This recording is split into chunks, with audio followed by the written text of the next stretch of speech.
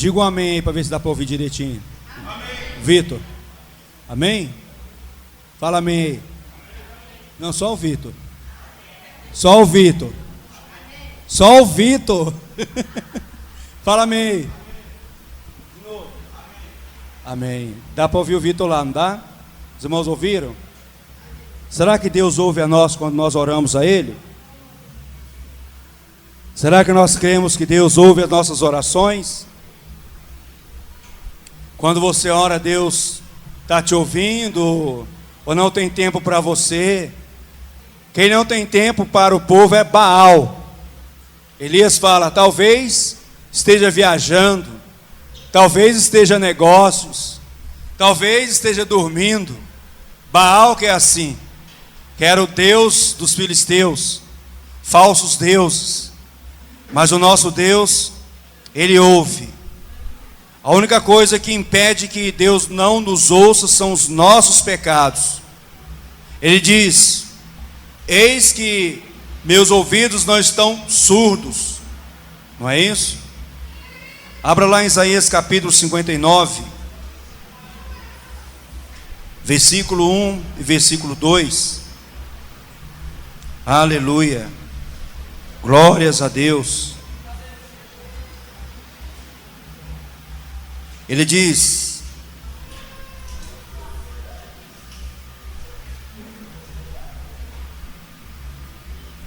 eis que a mão do Senhor não está encolhida para que não possa, nem surdo o seu ouvido para não poder ouvir. Mas as vossas iniquidades fazem separação entre vós e o vosso Deus, e os vossos pecados encobrem o seu rosto de vós, para que não vos ouça. Amém? Eis que a mão do Senhor não está encolhida para que não possa salvar. Isso quer dizer que Deus está com as mãos estendidas para salvar, porque todo aquele que me invocar será salvo. Deus diz assim, todo aquele, qualquer pessoa, de qualquer raça, de qualquer nível cultural, social, qualquer pessoa que para invocar a Deus, Ele diz, será salvo. Porque quando a pessoa invoca a Deus, nesse contexto, está invocando com fé, coração voltado para Deus, não só com a boca, e Deus, Ele pronto para agir. Ele diz, nem surdo o seu ouvido para não poder ouvir. Ou seja, Deus ouve muito bem, Deus ouve muito mais do que nós. Deus ouve a ponto de Jesus estar numa reunião com muitas pessoas, e Jesus voltar para as pessoas e dizer, por que arrazoais isso nos vossos corações?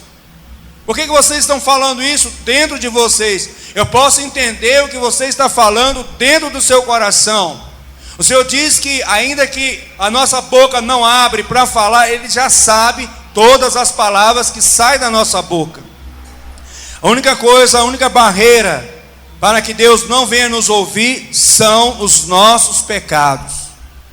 Mas Deus já providenciou uma solução para isso também. Isaías 53.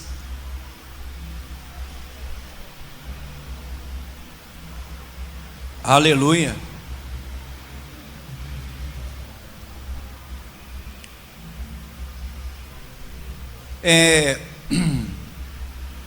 Quem creu em nossa pregação e a quem foi revelado o braço do Senhor, porque foi subindo como renovo perante ele, como raiz de uma terra seca, não tinha aparência nem formosura, olhámo-lo, mas nenhuma beleza havia que nos agradasse. Era desprezado, o mais rejeitado entre os homens, homem de dores e que sabe o que é padecer.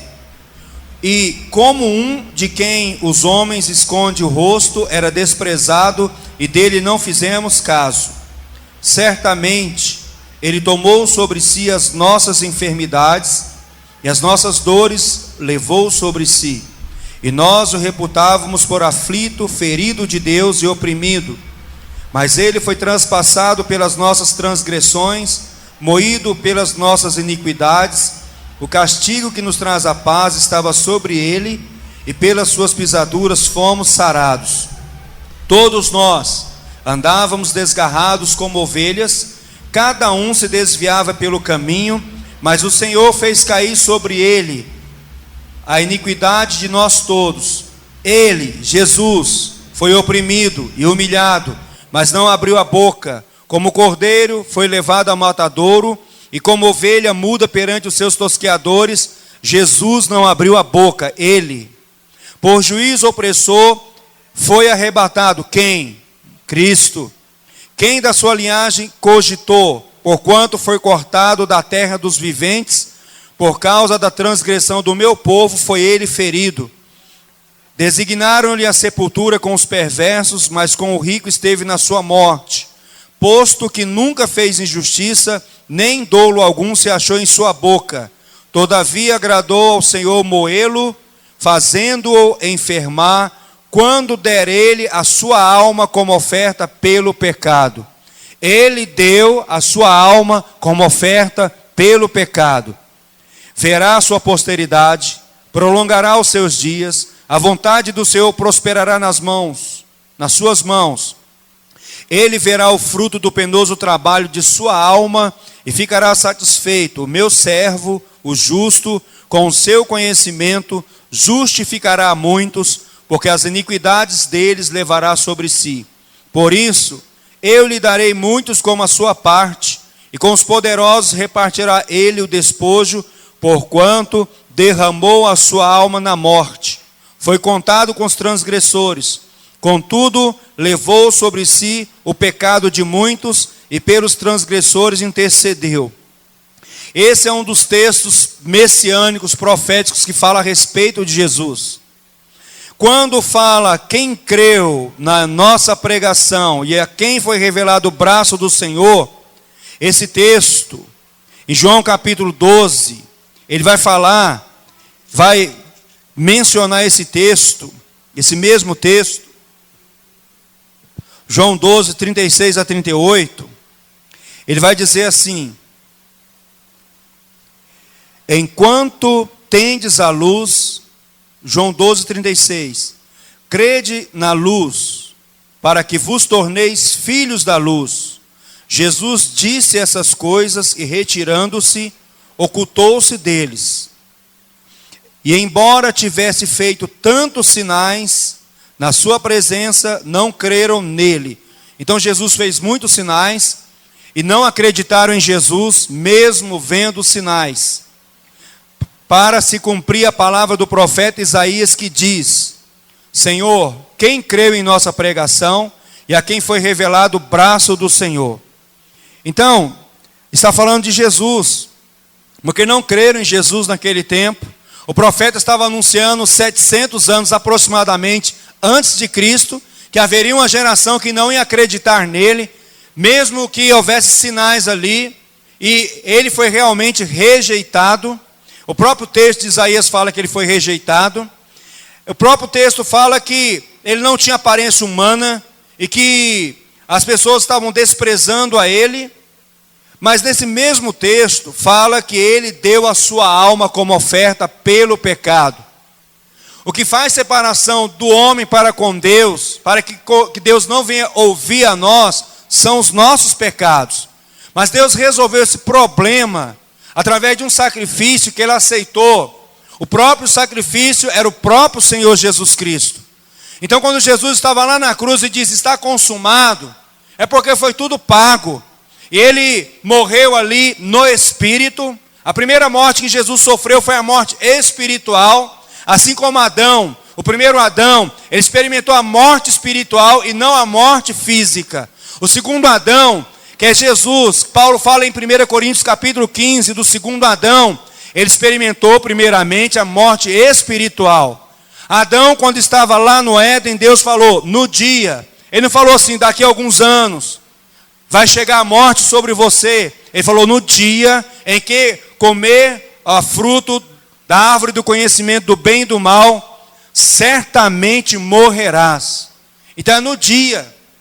A mulher tomou o fruto, comeu, deu para o homem, comeu. Naquele momento a morte veio. Porque o pecado veio ao mundo através de um homem. A morte veio pelo pecado. E a morte passou a todos porque todos pecaram. De geração a geração, em geração em geração, a morte reinou até que Jesus vencesse a morte lá na cruz do Calvário. Em Hebreus fala que ele venceu na cruz. Na cruz ele destruiu aquele que tem o poder sobre a morte, a saber, o diabo. Na cruz ele despojou os principados e as potestades. E ali quando ele falou, está consumado. E quando ele gritou antes, bradou, Deus meu, por que me desamparaste? É porque ele estava se identificando com o homem ali, ele estava na cruz como um pecador. Porque ele não conhecia o pecado, mas Paulo teve uma revelação que ele foi feito pecado, para que através dele fôssemos justificados. E ali ele estava sendo maldito, porque Paulo diz, ele se fez maldição por nós. A si próprio, Jesus se fez maldição, quando ele estava pendurado na cruz. E ele foi desconectado com o Pai. Quando o espírito humano é desconectado com o Espírito de Deus, há uma morte espiritual. E depois a Bíblia diz que ele desceu às regiões inferiores da terra, ele foi ao inferno. Ele teve que pagar toda a penalidade. Deus não poupou Jesus em nada. Da mesma maneira que você pega um animal no passado, o animal que não tinha culpa de nada, o animal que não tem raciocínio, mas que Deus estabeleceu como um substituto pelo pecado do homem. E aquele animal, quando ele é apresentado, quando o pecador naquela época, seja um rei, seja um chefe de tribo, coloca a mão sobre aquele animal, é como se transferisse os pecados para o animal. E o animal não foi poupado, porque a alma que pecar, essa morrerá. Sem sangue não há remissão de pecados. Então o animal tinha que ser morto. E o sangue tinha que se apresentar diante de Deus.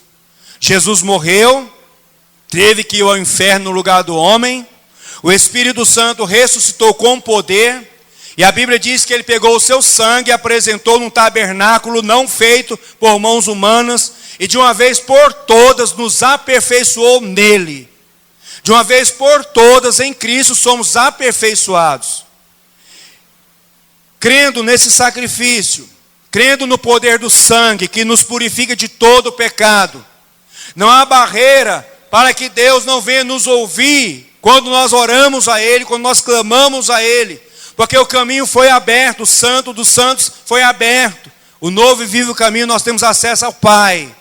Por isso que o Espírito Santo, nós recebemos Ele, o Espírito de adoção, e clamamos, Abba, Pai.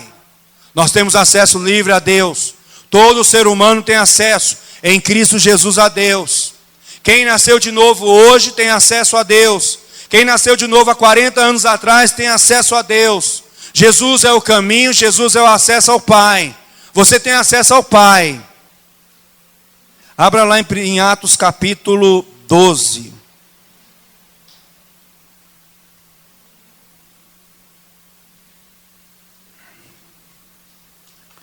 Então esse problema está resolvido. Aí você fala, mas pastor, se eu pecar, se eu falhar? Segura Atos capítulo 12, abra 1 João capítulo 2. 1 João capítulo 2. Mas deixa aberto Atos 12. Aleluia.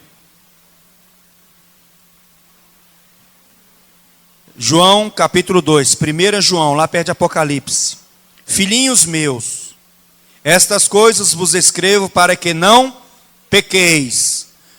Se todavia, porventura, contudo, alguém pecar, temos advogado junto ao Pai, Jesus Cristo justo. Se você não sabia que tem um advogado a seu favor, que não perde nenhuma causa, saiba a partir de hoje que Jesus Cristo é o seu advogado e Ele vive para sempre para interceder por nós. Ele não intercede pelo Espírito, Ele não intercede por anjos, Ele não intercede a favor do Pai, Ele não intercede a favor de si mesmo, Ele intercede por você. Ele é o nosso advogado. Versículo 2, Ele é a propiciação pelos nossos pecados. O que é a propiciação? Ele cobre. A arca tinha um propiciatório, uma tampa, que cobria a arca, que tinha dentro dela o maná, as tábuas da lei. e a vara de Arão que tinha florescido. Aqui fala que Jesus é a propiciação, a cobertura pelos nossos pecados, não somente pelos nossos próprios, mas ainda pelos do mundo inteiro. Nós temos esse advogado, nós temos essa cobertura, o sangue de Jesus tem esse poder sobre nós. Atos capítulo 12. Glória a Deus. Aleluias. Olha o versículo 5, irmãos. Pedro, pois, estava guardado no cárcere, mas havia oração incessante a Deus por parte da igreja a favor dele. Por que a igreja estava orando incessantemente por Pedro? Se a igreja não acreditasse que Deus iria ouvir essas orações, com certeza a igreja não tomaria uma posição de interceder por Pedro, que estava preso, correndo risco de morte. Pedro, ele foi preso. Olha o versículo 1. Por aquele tempo mandou o rei Herodes prender alguns da igreja para os maltratar, fazendo passar a fio de espada a Tiago, irmão de João. Então Tiago foi morto. Vendo ser isso agradável aos judeus, prosseguiu prendendo também a Pedro. E eram os dias dos pães asmos. Tendo feito prender, lançou no cárcere, entregando a 4 escoltas de 4 soldados cada uma, para o guardarem, tencionando apresentá-lo ao povo depois da Páscoa. Pois Pedro estava guardado no cárcere, mas havia oração incessante a Deus por parte da igreja a favor dele. Quando Herodes estava para apresentá-lo, naquela mesma noite, Pedro dormia entre 2 soldados, acorrentado com 2 cadeias e sentinelas, à porta guardavam o cárcere. Irmãos, ele ia ser apresentado para ser um espetáculo público à noite. Na mesma noite, ele ia ser apresentado para ser morto diante de uma multidão de pessoas. Então ele estava com uma sentença de morte. Mas havia alguém que estava orando na igreja. Há um poder sobre a igreja quando ela entra em oração unânime como o corpo de Cristo. É como Israel no passado, quando se reunia como uma só alma, quando não via solução para os problemas, quando não via solução e poder de guerra contra os inimigos, quando se via como alguém pequeno, como o rei Asa, ele orava ao Senhor, e ele via como uma luta contra o maior, contra o menor, e ele se colocava como o menor. Como Josafá também, que não via solução. Mas quando Israel se juntava como uma só alma, a Bíblia diz que Deus vinha, descia e resolvia o problema e concedia a vitória para o povo. Pensa hoje em alguém que necessita da oração dessa igreja, que esteja preso, que iria morrer daqui a pouco, daqui 3 horas, ou amanhã à noite, ou daqui 4 dias. Pensa numa situação dessa hoje, se tivesse um apóstolo nessa igreja, e nós nesse contexto, com o nosso conhecimento, com a nossa estatura espiritual que estamos hoje, e esse mesmo apóstolo, como alguns mártires, algumas pessoas que estão presas hoje lá no Oriente Médio, a igreja tendo uma fé substanciosa, crendo que Deus iria ouvir a oração, que a igreja iria se posicionar como um só espírito, como uma só pessoa, para clamar a favor dessa pessoa, crendo na intervenção de Deus. Um Deus que abre o mar vermelho, um Deus que faz chuva descer do céu, o Deus que cria maná no deserto, um Deus que faz a água sair da rocha, um Deus do impossível, um Deus que vai além das nossas possibilidades, um Deus que você vê, contempla Efésios, os seus olhos espirituais abrem para Efésios, e você vê um Deus que é poderoso para fazer infinitamente mais do que você possa pedir, ou até mesmo pensar. Pensa em algo difícil, Deus faz infinitamente. Fale algo difícil para Ele, Ele faz infinitamente. O que você pensar, Deus está anos-luz na sua frente. Infinitamente a nossa mente não alcança. se não for revelado pelo Espírito de Deus a profundidade de relacionamento e a intervenção poderosa de Deus para operar milagres, a igreja avança de joelhos, a igreja avança em oração, a igreja não depende do governo da terra, assim como na igreja primitiva não se dobrava aos governos, aos imperadores daquela época, ela andava na força e no poder em o nome de Jesus, a ponto de serem proibidos de falar em o nome de Jesus. Foram proibidos 2 vezes, pelo menos cita no livro de Atos, vocês estão proibidos de falar esse nome, vocês estão proibidos de ensinar esse nome, porque Pedro tinha falado, olha esse homem coxo, não foi a nossa piedade, não foi a nossa justiça própria, não foi a nossa vida de oração, não foi os sermos evangélicos, foi o poder do nome que fortaleceu a este que você vê agora, o nome de Jesus. Porque esse nome, ele tem o poder, é o mais excelente nome dado entre os homens. É o nome pela qual se dobra todo o joelho no céu, na terra e debaixo da terra. Vai dobrar. Quem não dobra hoje, vai dobrar naquele dia. É impossível, porque Deus falou, eu jurei por mim mesmo. Toda língua confessará que Ele é Senhor. Toda língua. Por que proibiram de falar em nome do Senhor Jesus? Porque esse nome é poderoso. É esse nome que causou ciúmes aos sacerdotes, aos fariseus, aos religiosos. Porque através desse nome, os apóstolos operavam milagres, sinais e maravilhas. Teve um momento que eles terminaram orando e disseram, Senhor, olha para as nossas ameaças. Olha para as perseguições. Porque mataram o justo, mataram a ele como foi predito por intermédio do teu servo Davi. Nos dê coragem, nos dê ousadia, nos dê intrepidez para pregar a tua palavra, enquanto estende as mãos operando sinais e maravilhas por intermédio do nome do teu servo Jesus.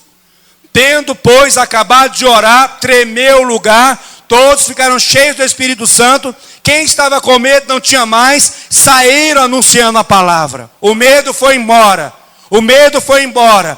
O nome de Jesus é o canal de acesso ao Pai. Nós oramos a Ele em nome do Senhor Jesus Cristo. Nós chegamos a Ele em nome do Senhor Jesus Cristo. Os demônios são expulsos no nome do Senhor Jesus Cristo. Os enfermos são curados em nome do Senhor Jesus Cristo. E a igreja, ela tinha essa revelação, ela andava nessa revelação, e ela conhecia essa revelação, e ela entrou nesse contexto.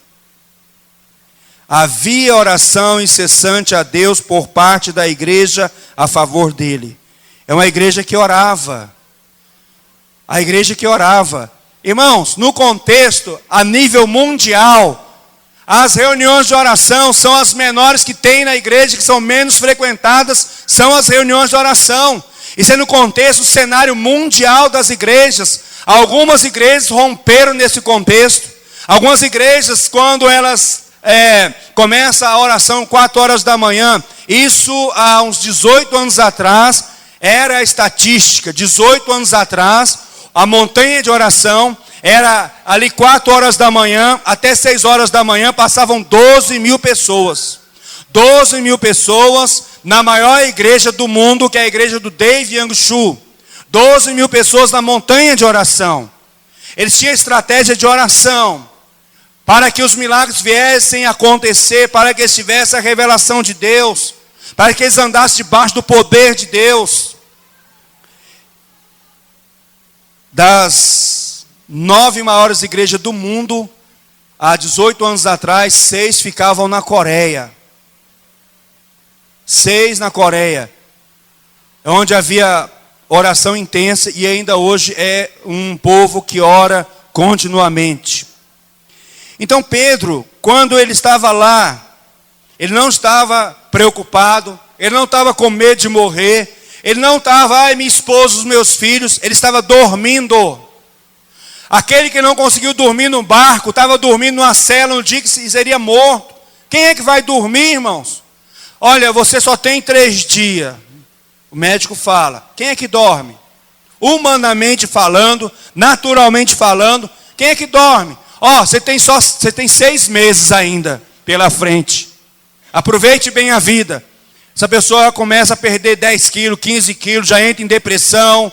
Se ela não estiver firme, se ela não estiver cheia do Espírito Santo, se ela não estiver cheia da palavra de Deus, se ela não tiver a convicção que mesmo que ela morrer, ela vai passar para os braços do Pai, não dorme, fica preocupado.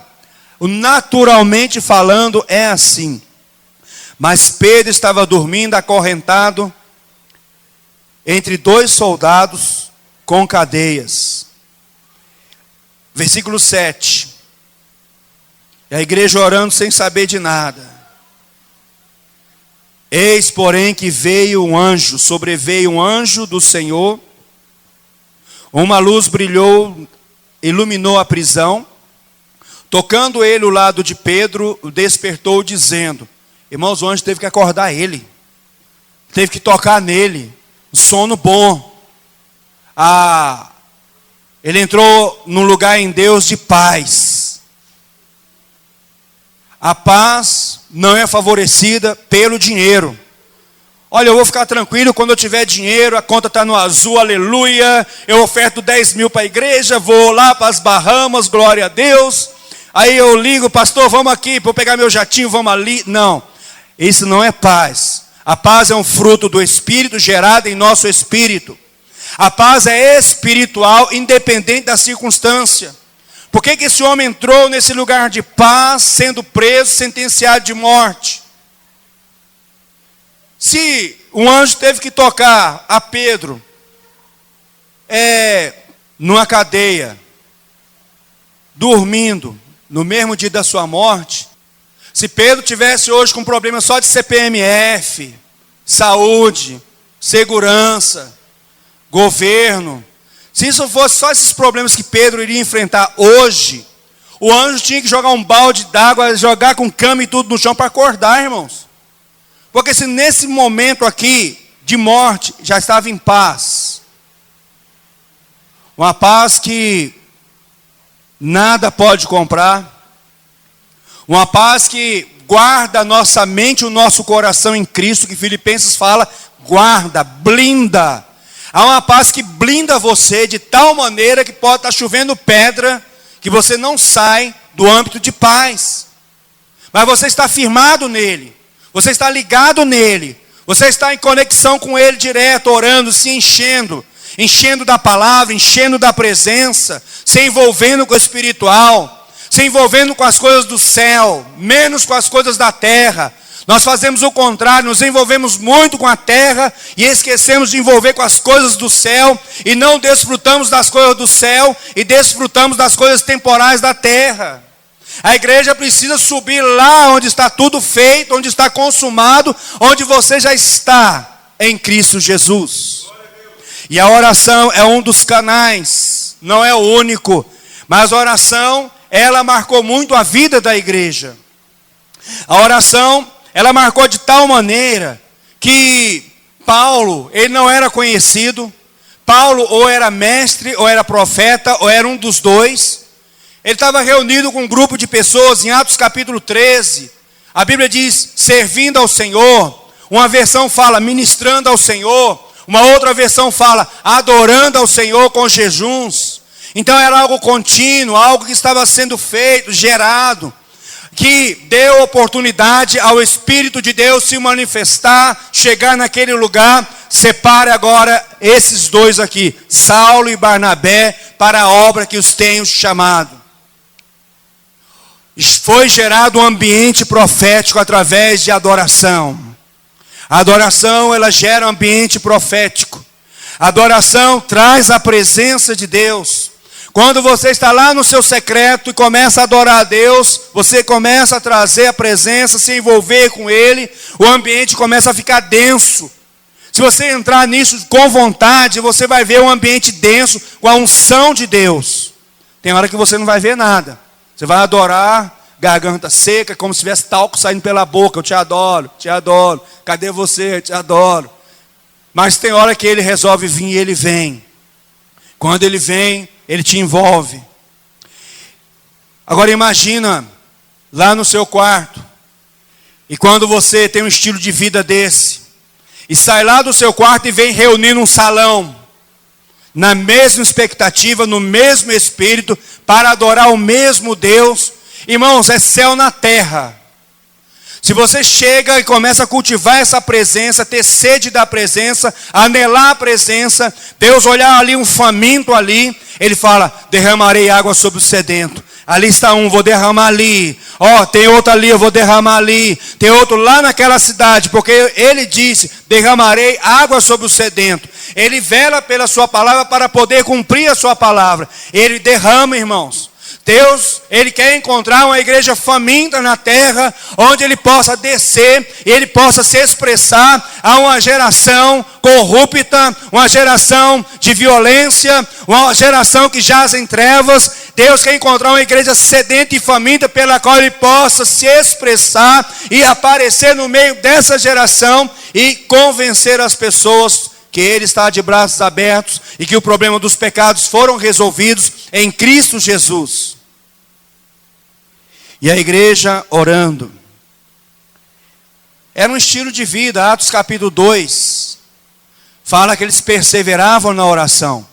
Atos 2:42 fala assim: perseveravam na doutrina dos apóstolos, o fundamento, a palavra, o ensino, na comunhão, no partir do pão e nas orações. Era uma igreja que perseverava.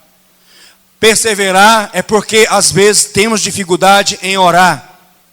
Eu fiquei feliz em saber da humanidade do pastor Irineu, da humanidade do pastor David Robertson, da humanidade do pastor Domingos, da humanidade do pastor Leandro, porque quando eu ouço esses homens falar que tem dificuldade em orar, me anima, porque eu pensava que era só eu. Eu pensava que tem momentos que é só comigo que acontecia, que eu não queria orar. Quando eu ouço que o Irineu fala, eu fraquejei um tempo na oração, isso alegrou meu coração, porque ele retomou. E aí eu falei, poxa, eu posso retomar também. Eu posso retomar. Pastor Leandro disse, quando eu não tenho vontade de orar, eu ligo um DVD, assisto uma pregação ungida, e olho para aquele homem que me inspira, eu quero o que ele tem, eu vou buscar. Ou põe uma adoração e começa a se envolver com essas coisas. Daqui a pouco você está com fome. Aí você vai para o quarto, aquele desejo, Espírito Santo, eis-me aqui. Muda. Quando você começa a instigar a sua fome, você começa a pender para as coisas espirituais.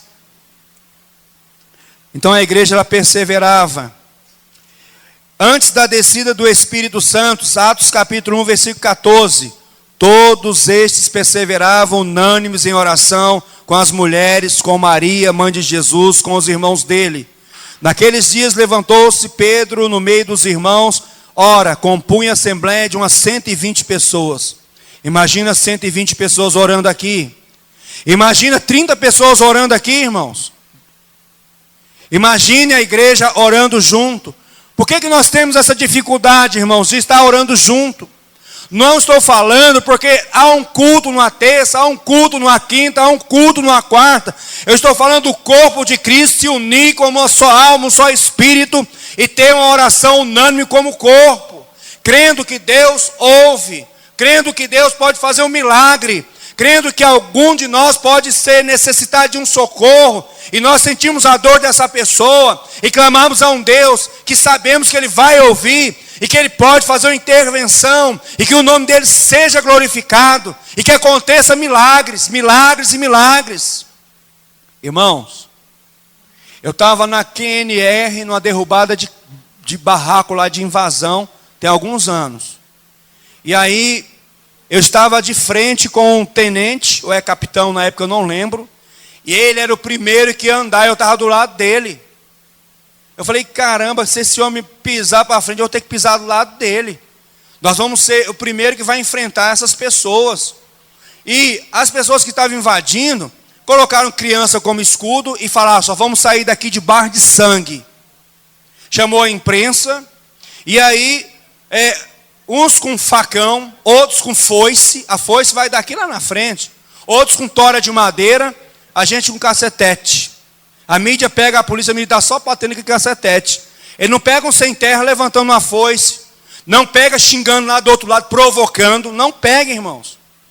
E aí, quando começou o conflito, começou a esquentar o negócio, eu falei, olha, correr, ou eu vou correr, porque nós estamos em número menor. Porque quando mandaram a polícia para lá, não tiveram a estimativa de público que estavam lá. Irmãos, digamos que foi 30 policiais, tinha 300 pessoas. Aí eu falei, ou eu vou correr, ou eu vou dar um tiro na perna de cada um que for aproximar de mim. E se você erra esse tiro? Porque tem arma que ela dá um coice para cá, ou para cá, ou para cá. Então quando a gente tem a nossa arma, nós treinamos no stand de tiro, para conhecer para que lado ela vai pegar o coice, para quando você for mirar e acertar um bandido numa troca de tiro, numa legítima defesa, você vai saber usar todo o potencial dessa arma. Mas se você erra o tiro, pega aqui, você mata uma pessoa. PM, mata, e a corregedoria já vem e a pessoa vai presa. Mas ali eu fiquei com medo. O que eu fiz? Cristiane, levanta aí, intercessores, o negócio aqui está feio, não sei o que vai acontecer aqui. Levanta. Sempre foi assim. Teve época que eu orei, juntou a irmã Helena, a irmã Raimunda e a Cristiane. O negócio foi tão poderoso, que eu cheguei na casa da irmã Helena, outro dia tomando café, né? Mineiro, gosto de café. Pastor Isaías, a sua sala tem uma parede assim? Tem. Uma mesa assim, um computador assim? Tem. A cadeira, tal. Eu vi um anjo do lado do Senhor, quando o Senhor pediu oração, nós oramos, eu vi lá você naquela sala assim, assim, assim. Irmãos, era intenso. A gente ligava, já tinha o grupo de intercessores ali para orar. Uma das motivações que nós não oramos, a alma não quer morrer, a alma não quer perder, porque quando você ora, você está renunciando coisas, você está renunciando tempo, você está renunciando a tranquilidade, o lazer, você está renunciando às vezes um programa de televisão, você está renunciando às vezes um momento com a sua família, você está renunciando um ar fresco entrando pela janela, pela porta da sala, porque você está naquele quarto privado ali, só você e Deus, e a alma ela luta, ela não quer orar, a não ser que ela já tenha rompido na vida de oração, se disciplinado na vida de oração, ela não vai. A oração, ela é uma disciplina. Jesus fala, nem uma hora pudesse vigiar comigo. Uma hora, os discípulos estavam cansados, pesado, de sono, não conseguiu permanecer uma hora na presença do Senhor ali. Daí surgiu o livro Nem Uma Hora, do Léo Elia. Ele foi pregar. Alguém conhece o Léo Elia? Já viu algum livro dele? Não? Nem Uma Hora é o nome do livro. Ele disse que foi na montanha da Coreia. Quando ele chegou lá, ele foi tirar foto. O David Anguchu falou, aqui você não tira foto, vamos orar. Uma hora. E foi o pior dia de oração da vida dele, porque ele não orava. Aí vai orar uma hora. Irmãos, isso é muito sacrifício. Aí ele não aguentou orar uma hora com David Anguchu na montanha, mas aí teve que orar, abandonar a máquina e orar. E aí ele começou a entrar nessa visão de oração, foi fazer uma cruzada. Tu já viu essa história, né? E aí, irmãos, na cruzada de jovens, 100 jovens se converteram. Mas antes dele pregar, tinha 2 mulheres lá, não lembro se é 2 ou 3.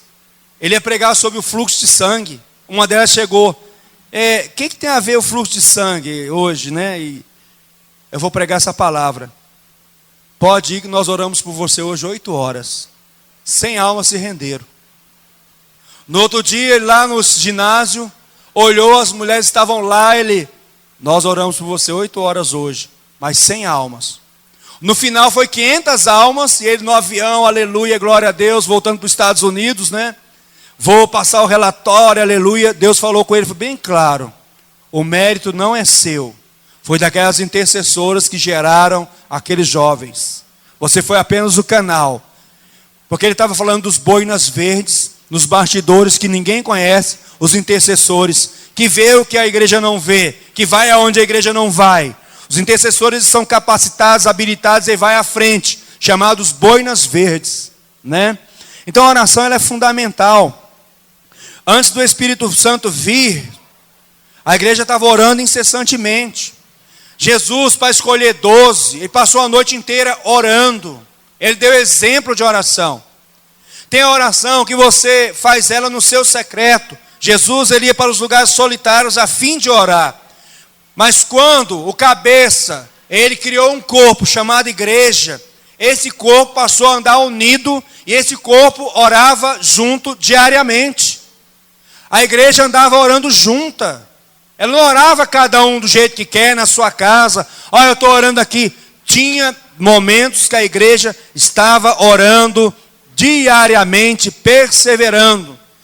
No templo, de casa em casa. Atos capítulo 2 e Atos capítulo 5. Então Paulo, ele conseguiu enxergar uma igreja assim também, o apóstolo Paulo. Os discípulos viam a igreja orando em conjunto. Por quê, irmãos? Mas eu estou falando da unidade de espírito. Ela é gerada quando a igreja adora junto. Ela é gerada quando a igreja ora junto. Como corpo. Ela é unida. E tem luta mesmo, irmãos. Eu lembro da irmã Selma. Nós estabelecemos na igreja 6h30 o ministério de louvor tinha que estar lá. Para orar. Antes do culto.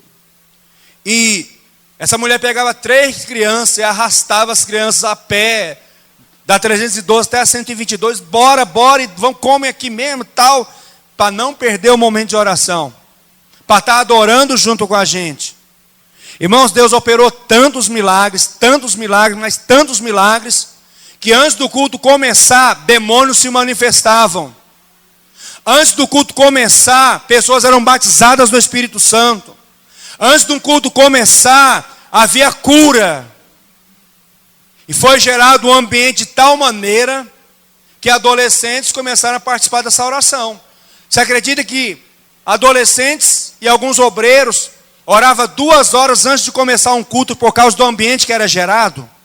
Não foi nada forçado, não foi nada imposto sobre eles. Eles queriam ser discípulos, escolher esse caminho. E eles expulsavam demônios, eles curavam enfermos, eles pregavam a palavra. Tinha alguns adolescentes que pregavam o microfone, pregava 40, 50 minutos, se deixar, pregava 60 minutos, Bíblia.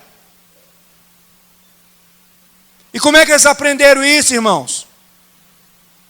Primeiro, foi ensinado sobre cura instantânea, foi ensinado sobre fé, sobre libertação, 4 meses seguido, metodicamente. Com chuvas, sem chuvas, com sol, sem sol, estávamos ali compartilhando a palavra, buscando a Deus em oração. Por que adolescentes se submetiam a estar orando de 9 a meio-dia todo sábado? 9 a meio-dia queremos ir para o salão, 9 a meio-dia mercado, 9 a meio-dia casa. Porque eles não tinham o que fazer, irmãos. Eu trabalhava 7 horas da manhã até quase 7 horas da noite. Não chegava no comandante sem 2 horas de oração. Sem 2 horas de oração. E tinha que estar na casa dele 7 horas da manhã. Tinha que pegar um lá na expansão, que era o ordenança dele, mais um na 406, 7 horas eu tinha que estar lá. Que hora que eu tinha que levantar? 4 horas e 20 minutos para ter 2 horas de oração. Porque havia uma sede, havia um foco, havia um propósito, havia um objetivo, e era o que eu queria naquele momento, buscar a presença de Deus. Eu estava na QSC 13 da minha mãe, tinha que deslocar até a 319, esperava o ônibus Taguacente, que demorava uns 40 minutos para chegar na parada, mais uns 40, 50 para fazer todo o trajeto pela Católica, até chegar lá, irmãos, com a Nayara no colo, ônibus lotado, segurando a Nayara aqui, pegando aqui, e o braço quase arrebentando de dor do peso. Quando já não estava aguentando, senta aqui, aí sentava. Chegava 1 hora antes dos obreiros para orar na frente deles, 1 hora. Se eu falar para a igreja orar, pode saber que eu estou orando na frente 1, 2 horas ou 3. E eles moravam lá perto da igreja, colado na igreja, não tinha vida de oração. A vida de oração é uma vida de morte, é uma vida de decisão. Você decide orar ou você decide não orar. E coletivamente, é mais difícil ainda, porque você tem que deslocar da sua casa e, geralmente, nós queremos orar e ver algo acontecer imediatamente e não temos a paciência de gerar um avivamento. Tem igrejas que oraram anos e anos e anos para gerar um avivamento. O Centro Mundial de Avivamento começou no apartamento. Hoje lá na Colômbia, 4 horas da manhã, tem fila de milhares de pastores quando tem uma convenção para chegar lá hoje. Isso é hoje, quando tem o Congresso Mundial de Avivamento. Mas começou no apartamento, a igreja orando junto. Começou no apartamento, a igreja orando. A igreja alugou uma loja pequena, depois alugou uma loja grande, depois mudou quase 500 quilômetros do lugar de origem para construir o Centro Mundial de Avivamento, com capacidade para mais de 20 mil pessoas. O pastor lá não orou sozinho, era um grupo que orava no apartamento, alugou a loja, o grupo orava na loja, alugou outra loja maior, o grupo orava na loja maior, e hoje há intercessão praticamente 24 horas por dia. É fácil trazer um avivalista, ele embora, e você está ali alegre por alguns dias. Se você não fazer nada com essa unção, se você não mexer com essa unção, se você não colocar a sua vida no altar, se você não tem um período de oração com o Pai, essa unção, chega uma hora que ela vai embora. E você fica como se nunca tivesse ido nesse encontro de avivamento. O grande pregador, Dave Robertson, Kenneth Reagan, Reinhard Bonk, qualquer pessoa que vinha aqui e cobrir essa igreja com a glória, e foi embora, e você não resolver fazer nada após esse momento, você vai retroceder, como se nunca a unção tivesse mexido com você e nunca fosse ministrado em você. Por isso que a vida de oração, ela é importante. Por isso que a vida do corpo unido em oração é importante. Por que foi registrado, irmãos, que a igreja perseverava unânime em oração? O que é unanimidade? Quando você vê que a igreja orou e o lugar tremeu, todos ficaram cheios do Espírito Santo, eles começaram a orar com unanimidade. Tu, ó soberano Senhor, no mesmo Espírito, na mesma alma, no mesmo sentimento. E quando essa unidade foi ali levada ao Pai em oração, o lugar tremeu, todos ficaram cheios do Espírito Santo. Ninguém ficou de fora, ninguém, todos. Quando todos estavam orando no cenáculo, o Espírito Santo veio em Atos capítulo 2, todos foram cheios do Espírito Santo. Por isso que todos oravam. É uma reflexão para a igreja, não a igreja local, não a denominação, mas a igreja como corpo de Cristo, refletir a que ponto a igreja está andando, que não consegue orar junto. Se for fazer um almoço, um churrasco, a igreja vai. Se for para oração, a igreja não vai, irmãos. Se for para um congresso, a igreja vai, mas vamos orar terça-feira, a igreja não vai. Por que é essa luta? É alma. É egoísmo. Porque eu vou quando eu quero. Eu não me preocupo com o corpo. Por que Deus deixou registrado esses textos da igreja orando junto? Por que Deus deixou registrado Israel orando junto como um só corpo, como uma só alma, como um só coração? Quando havia dificuldade, não levantava o intercessor. Às vezes levantava-se um profeta, mas havia uma proclamação para que o povo estivesse junto orando. A igreja já reuniu fervorosa para orar pelo irmão José, como corpo. Em Atos capítulo 12, diz que a igreja orava com intensidade por Pedro. Na outra versão diz, com fervor a favor de Pedro. E quando Pedro foi livre, eles não pararam de orar. Eles continuaram orando. Paulo, quando ele foi separado, ele foi para Filipos. E ele observou que havia um lugar, parecia um lugar de oração, onde tinha um grupo de mulheres reunidas ali. E quando ele foi ao lugar de oração, a jovem possessa de espírito de adivinhação anunciava, estes são filhos do Deus Altíssimo, e anuncia a salvação. E a Bíblia diz que Isso se repetia por muitos dias. Por muitos dias, não foi poucos dias, não foram poucos dias, muitos dias. Paulo ia para o lugar de oração e voltava. Paulo ia, a mulher falava, ele voltava. Paulo ia, voltava e voltava, e por muitos dias. Aí teve um momento que Paulo, indignado, expulsou o demônio dessa mulher. Então, aquele momento de oração de Paulo precedeu uma libertação, e que levou ele para um caminho que ele não queria ir, que foi a prisão. O caminho que José não queria ir, o caminho que Moisés não queria ir. Quando nós entramos em oração e as coisas começam a acontecer, nós vamos andando por um caminho que nós não queremos ir para esse caminho, que é caminho de perseguição, que é caminho de às vezes, vem as trevas querendo oprimir, querendo derrubar, querendo destruir, querendo matar, dissolver família, dissolver casamento, dissolver a saúde, dissolver a vida financeira. De alguma maneira as trevas se levantam. E no caso do Paulo, Paulo foi para a prisão. E meia-noite ele não perdeu ali a vida que estava dentro dele. Ele começou a colocar para fora o que estava dentro dele, orando a Deus, adorando a Deus, juntamente com Silas. Houve um terremoto naquele lugar, sacudiu os alicerces da prisão. Paulo não foi livre, todos foram livres. Os observadores foram livres, todos os presos foram livres. Deus desceu naquele lugar, na prisão, onde Deus desceu para José, lá na prisão. E de um dia para o outro ele tornou governador de todo o Egito, homem de oração. Você quer ser uma pessoa de oração? Ande com pessoas de oração. Cola com pessoas de oração. Os amigos de Daniel eram homens de oração. Daniel tinha 3 amigos, Mesaque, Sadraque e Abidnego. Quando teve um problema, vamos orar porque o rei contou um sonho e vamos ter que traduzir esse sonho. E ali os 3 orando, Daniel orando, Deus deu a revelação a Daniel. Daniel bendisse o Deus dos céus. Ele tinha parceiros de oração, homens de oração.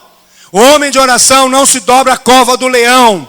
Os amigos desse homem de oração não se curvam diante da fornalha de fogo. Pessoas que oram são pessoas que andam debaixo do poder de Deus. Tem mais resistência, porque quando estão orando, estão na presença de Deus. Estão contemplando a Deus, estão adorando a Deus, se enchendo de Deus. E aí começa a ficar intrépido, corajoso, ousado. Não se dobra ao sistema desse mundo corrompido, corrupto. O subtenente chegou para mim. Estão ligando para você. Diga que eu não estou. Falei, não vou falar não, porque eu não minto. Não, mas é mentirinha. Falei, a Bíblia diz que o diabo é o pai da mentira. Não, mas pode falar, a Bíblia diz que os mentirosos não irão para o lago que arde com fogo e enxofre. Não, mas a Bíblia diz, não mintais uns aos outros, antes falar a verdade. Não, tá bom, desistiu. O outro rapaz chegou com um poço de uma mulher pelada, deste tamanho, grande. Aqui, irmão, de Deus não se zomba, de Deus não se escarnece. Aquele que semeia para a carne, colhe a morte. Irmãos, ele caiu semblante tão assim que eu fiquei com dó dele. Eu fiquei com dó pelo semblante que ele fez, de tristeza. Eu falei, de Deus não se zomba, de Deus não se escarnece. Aquele que semeia para a carne vai colher morte. Cuidado, cuidado. As pessoas pegavam o computador, botavam lá na área de trabalho, pornografias, justamente onde eu ia sentar. Aí o que eu fiz? Eu entro 2 horas, vou chegar 1 hora no trabalho, vou levantar a mão, vou expulsar esse demônio de pombagira, vou ungir cada computador aqui. Irmãos, no outro dia não tinha mais nada. O outro colocou uma mulher lá de lado, com as curvas, e ali, a minha mesa aqui, irmãos, o pôster aqui, para afrontar mesmo. Aí eu falei, coloquei bem na cabeça dela assim, ouviste que foi dito, não adulterarás. Aliás, os adúlteros, avarentos, ladrões, beberrões, não herdarão o reino de Deus. Na curva, eu coloquei assim, ouviste que foi dito, aquele que olhar para uma mulher com intenção impura no coração, já adulterou contra ela. Irmão, no outro dia, não estava lá o pôster mais. Aí eu fui lá no alojamento, estava cheio no alojamento, enchi de palavra, limpou lá também. Só voltou depois que eu fui transferido dessa companhia. Aí voltou toda a imundícia. Você fica ousado quando você ora, porque você é cheio do Espírito Santo. Você não curva, você não tem medo de falar com as pessoas, porque, olha, Senhor, nos concede intrepidez. Venha a intrepidez, venha a coragem, venha a revelação, venha o poder de Deus. Então, ore. Se você não ora, ore. Aí eu não consigo. Você não decidiu. Porque eu também não consigo. Quantas vezes já fui para o quarto ajoelhar, não conseguia ajoelhar, deitava, não tinha palavra, só gemendo, irmãos. Sem argumento, sem força, corpo desfalecido, mente desmotivada. Mas crendo que Deus, Ele ouve. Senhor, eu estou aqui, eu não quero orar. Eu não tenho vontade de orar, mas eu estou aqui. Então eu vou orar. Eu não tenho palavras, misericórdia, e gemendo. 20 minutos a unção vinha, aí eu orava 2 horas. Mas às vezes eu lutava 20 minutos, 30 minutos com a minha carne. A Bíblia diz, subjugo o meu corpo e reduzo a escravidão. Eu subjugo o meu corpo e reduzo a escravidão. No livro Nenhuma Hora ele fala que a oração ela começa com disciplina. Você não abrir mão de um momento de oração com Deus. Todos os dias, inquebravelmente, um momento na presença de Deus. E no dia que você não conseguir, retoma no outro. Não se culpa, não se pune. Você está sendo treinado. Você tem um foco. Eu quero ter uma vida de oração. Eu quero entrar numa vida de poder. Eu quero conhecer esse Deus maravilhoso. Eu já entrei com questionamento com Deus agora. Mas não assim, de confronto. Falei, Senhor, aleluia, veio a unção cair. Amém. E depois disso? Tem que ter outra fase, né, irmãos? Porque só vim cair, receber, cair, receber, cair, receber. E aí? E os ministérios? E a grande comissão, os perdidos, os talentos, o relacionamento mais importante, porque você entra numa disciplina, mas chega um momento que você não quer pedir nada para Ele, você quer relacionar com Ele, você só quer Ele. Olha, eu não quero nada, eu só quero que você desça nesse quarto aqui, mais nada, nada. Só a tua presença, nada, esquece tudo. Não porque eu estou orando, mas pelo que Jesus fez, o que eu quero é só ficar parado e ver a sua glória, mais nada. É pouca coisa você ver a glória, irmãos. Não é. Eu creio que se você for contemplar a glória de Deus e for tocado com ela envolvido, você não vai ser o mesmo. Você não vai querer as coisas dessa terra como nós queremos. Eu estava adorando ali, é difícil acontecer isso, mas eu estava pensando em outras coisas, coisa de 1 minuto assim, eu puxei de volta a minha alma. Comecei a adorar pensando, amanhã é feriado. Olha só, irmão, como é que é a nossa alma. Amanhã é feriado, qual será as entradas do lago que estão ali, que dá para dar aquele mergulho amanhã? Foi nem coisa de 30 segundos, veio na minha mente, eu baixei, Espírito Santo. Ali mesmo. Me tira das coisas da terra, me coloca nas coisas do céu. Queima dentro de mim um desejo pelas coisas do céu. Queima agora. Eu quero as coisas do céu, não quero as coisas da terra. Não foi 1 minuto isso, é rápido, a mente processa rápido. Você adorando ali, daqui a pouco, lago, amanhã feriado. A carne ela pula, irmãos. Lago, aleluia. Goiânia, aleluia. Praia. Qual o nome daquele negócio mexicano? Paleta mexicana, calor, aleluia. Ai, não vejo a hora desse culto terminar. Burger King. O que mais, Ania? Subway. É o baratíssimo. Pizza. Eu quero que Deus venha consumir tudo isso, irmãos. Eu não quero ser o mesmo. Eu estou como que inconformado. O nível que nós estamos contentes com pouca coisa. Se ele fala assim, a minha mão não está encolhida para que ele não possa salvar. Ele quer te salvar a qualquer momento, de qualquer situação. O ouvido não está surdo para que não possa ouvir. Deus está doido para te ouvir, irmãos. A Bíblia diz no Salmo que Ele se agrada da oração dos justos. Deus está pronto para te ouvir. E se Ele tirou Pedro daquela circunstância, a igreja reuniu e orou, não pode tirar o irmão José? Não pode tirar outro irmão que está precisando? Pede para a igreja, né? Vai lá e fala para a igreja orar para fulano, tá. A igreja não pode fazer isso.